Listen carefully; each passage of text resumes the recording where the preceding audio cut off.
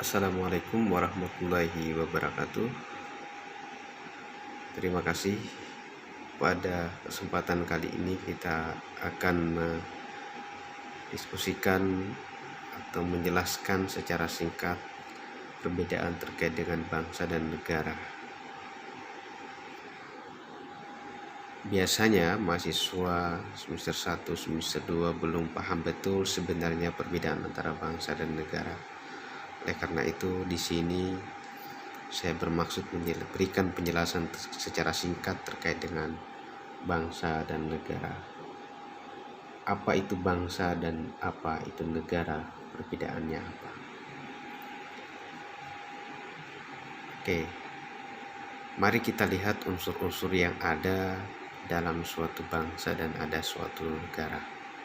Kita adalah negara bangsa, berarti perpaduan antara bangsa dan negara. Unsur negara setidaknya kita bisa melihat dari 4 unsur. Yang pertama, negara mempunyai satu wilayah, tidak dihitung seberapa luas dan seberapa kecil. Oleh karena itu ada negara yang wilayahnya sangat luas sekali, ada negara yang wilayahnya sangat kecil. Indonesia termasuk salah satu negara yang wilayahnya cukup besar dan luas. Unsur yang kedua dari negara adalah negara mempunyai penduduk. Sama halnya dengan wilayah, terkait dengan kependudukan juga tidak dibatasi jumlahnya. Ada negara yang mempunyai penduduk yang sangat besar dan juga ada negara yang mempunyai penduduk yang sangat kecil. Indonesia misalnya adalah negara dengan penduduk terbesar keempat, dengan saat ini diperkirakan jumlah penduduknya kurang lebih 270 juta. Cina adalah negara dengan penduduk paling besar dengan lebih 1 miliar. Tapi ada negara yang seperti Singapura yang hanya kurang lebih 5 juta penduduknya. Tapi itu juga adalah negara. Yang ketiga, negara mempunyai pemerintahan. Ya, setiap negara mempunyai pemerintahan, punya kepala negara atau kemudian perdana menteri atau raja. Yang keempat adalah dia mendapatkan pengakuan, mendapatkan kedaulatan. Ketika keempat unsur ini sudah terpenuhi, maka itu adalah suatu negara. Sementara unsur bangsa kita lihat dari kesamaan suku bahasa, kesamaan sejarah dan juga budaya. Jadi sebenarnya kita bisa melihat bahwa negara adalah pendekatannya sangat administratif, sementara bangsa adalah pendekatannya adalah kultural.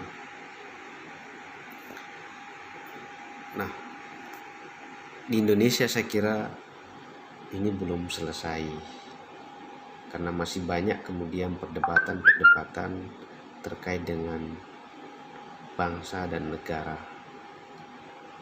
Ya, bisa jadi banyak contoh, misalnya penduduk Indonesia yang sebenarnya dari segi suku, bahasa dan sejarah tidak terkait dengan Indonesia, tetapi dia adalah warga negara yang secara administratif itu tidak bisa kita elak. Seperti pemain bola yang itu memilih untuk menjadi naturalisasi. Itu adalah warga negara Indonesia, tetapi kebangsaannya yang saya kira bukan bangsa Indonesia. Ini adalah wilayah teritorial Indonesia yang sangat luas, kurang lebih 1340 suku bangsa, kurang lebih 17.000 pulau, sangat luas sekali dengan jumlah penduduk yang 270-an juta. Ini contoh budaya saya kira yang bisa kita lihat. Nah, budaya berarti ini adalah bagian dari bangsa. Nah, kita punya problem terkait dengan kontestasi bangsa dan negara. Saya kira semua tahu Pilkada DKI Jakarta 2016-2017, di mana Ahok digugat dan didemo secara masif.